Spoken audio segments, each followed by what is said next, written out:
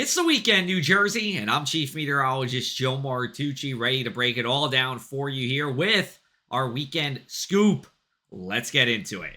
We are talking about a warmer and wetter weekend for us. In terms of the wetter part, up to 12 hours of rain within our 48-hour weekend. That's 25%.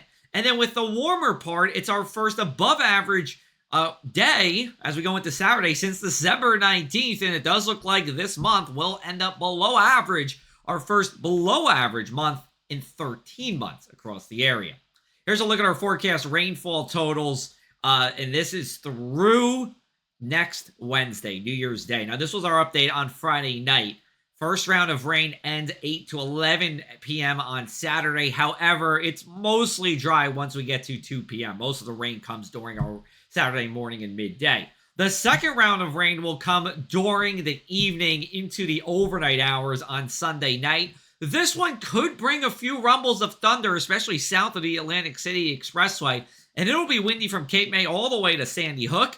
And then our third round comes just as soon as the ball drops, or starts to drop, on our Tuesday night and continues into our Wednesday morning, and it will be wet for your New Year's Eve plans. Here's a look at our future cast. This is Saturday. Notice how that rain breaks up as we go into the PM hours here.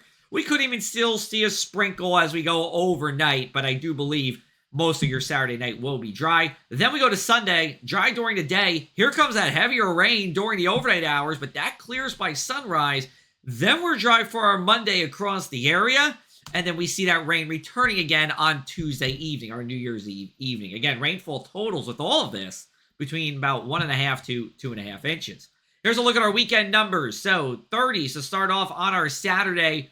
It is completely possible that some parts of Monmouth County, northern Monmouth, start out as a smidge of freezing rain before turning to plain rain. We get up into the 50s, so we're mild there. It's a very mild Saturday night for late December standards. We start out in the 40s, and then we'll be in the 60s for our high temperatures on Sunday. And I do believe places like Hamilton or Mays Landing could get up to 65 degrees or so. Meanwhile, somewhere like Freehold or Tinton Falls could be around 60 degrees. We take a look at the beach forecast here, a little bit more moderate as expected. Again, those off and on showers throughout the day on Saturday, but more particularly after 2 p.m., it's more off than on. It is drier at that point. And then Sunday is a windy day. It's that warm wind along the beach that helps to keep us in the mid to upper 50s for highs. Here's a look at our inland 7-day forecast. The temperature staying on the milder side all the way until our first day of 2025. We are expected to be